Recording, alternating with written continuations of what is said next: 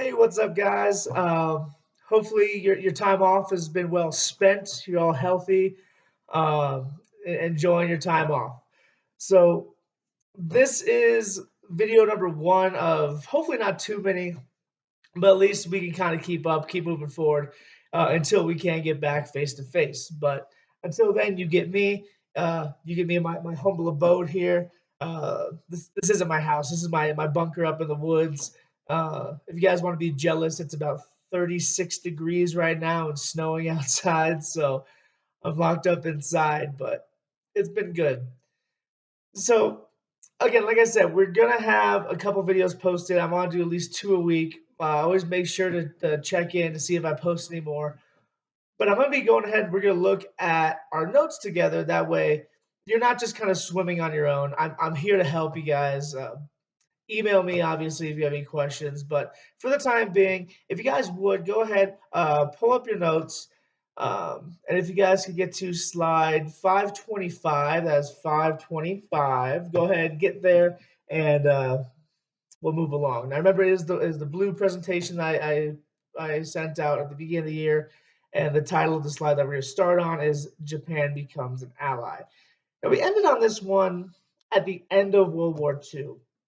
If you remember, we had all this stuff going on. We had the invasion of Normandy, we had the droppings of the bomb on Hiroshima and Nagasaki. So the world was really at a kind of a standstill, and a lot of countries were destroyed. And that includes Japan. Their infrastructure was gone. A lot of their factories, their government, they had to start from scratch. So who better to come in than the United States of America? And we started to rebuild. We started funneling money into Japan to help them rebuild. And we talked about that post World War II. Now, this was done for a couple reasons. Like anything, nothing is done just out of pure we're being nice. That doesn't happen. So the United States, one, we are economically a powerhouse. Two, we're a military powerhouse, and three, we're an industrial powerhouse. So that's really key to know. But how do places like the United States, how do these powerhouses continue to grow? And you do that by expanding on global markets. And the global market in this case is Japan. So we have some influence in Japan. We also have influence in places like Italy, France, West Berlin, West Germany. Um, and from the outside looking in, if you're American, you're like, look, this is great. We're moving forward. We're doing great things. However, places like Russia, who really dislike capitalism at this point, remember they had the rise of the Bolsheviks and communism swept through Russia, and they're just looking at this and going, the sphere of influence that America has is too big. We need to make sure this doesn't happen, and we need to spread this idea of of communism, so that the workers can get what they deserve. And it sounds like a good idea. So, as we move forward, you guys go ahead and go to the next slide. We're going to look at U.S. and Russia relations. Um, they were allies during World War II, not because of any inherent ideology that they agreed on. In fact, the United States and Russia agree on very little. Even still, they agree on very little. But back then, the United States and Russia were fighting who? The Nazis. So, the enemy of my enemy is my friend, right? We'll be allies with you until after the war, and then we'll have to go from there. But during the war, it was fine. Now, once the war ends, there's this battle of political and social, economic philosophy kind of butting heads, right? Communism and capitalism, democracy, they just don't work out. They don't fit together. So we see this strained relationship between the two. And that's really where we're going to have this jumping off point as far as where the Cold War is going to go. All right.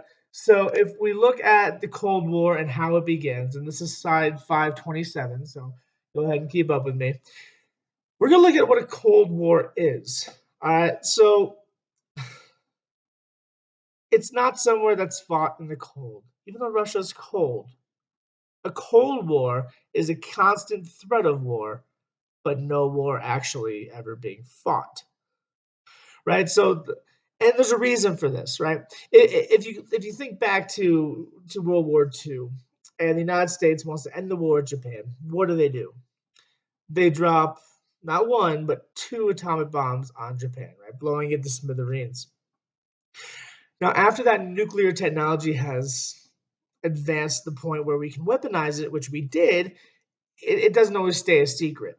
So very quickly after that, Russia also starts to develop their versions of the atomic bomb. In fact, they invent something called the hydrogen bomb, which is about 1,000 times bigger than the atomic bomb. Not size wise, but the explosion wise is about 1,000 times bigger. That's crazy. That's huge. Um, Now, this whole Cold War thing is really a rollover from the Red Scare, and that's between World War One and World War Two. We had that period where we didn't trust the Russians, they didn't trust us. We were going into people's homes and arresting them, saying, "Hey, you're a Russian spy," and putting them on trial. It was not a good time for the United States, but people were still worried and cognizant of Russia. So there's this anti-communist ideology in the United States. And it's really because of how we view capitalism and how we view um, democracy, right? We believe that the government should be subject to the people, not the people subject to the government. And if you've ever looked at any type of socialism or communism, you would think, well, yeah, Mr. Kneisel, socialism says that the people are the most important and everything's owned by the people. So wouldn't that mean the government is the people? No. Now, in true communism, you would be right. And we're going to get into that in a second here. But I just want you to kind of get your mind wrapped around um, the US and USSR just don't like each other.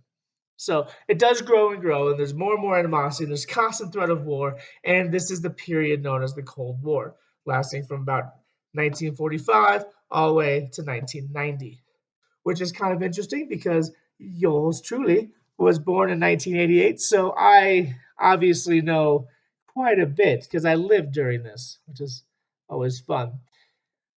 So what is communism, right? Now we look at two things when we look at communism.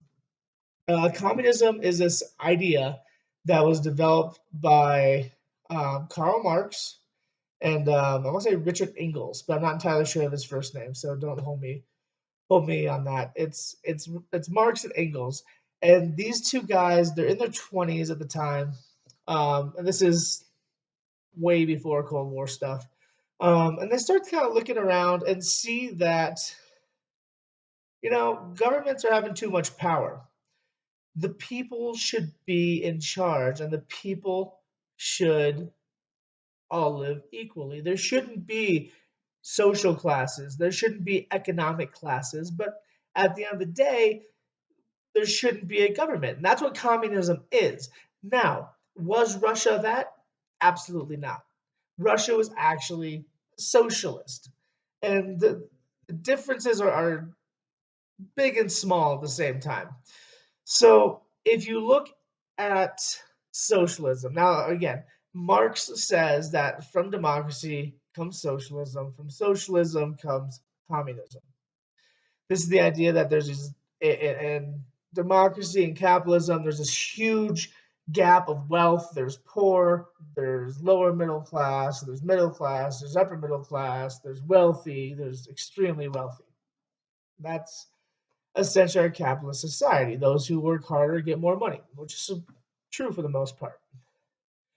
Um, so we're moving into this whole thing as far as why do we call what is communism then? Well, communism is this idea that you take this capitalist capitalist and this democracy idea and you throw it out the window.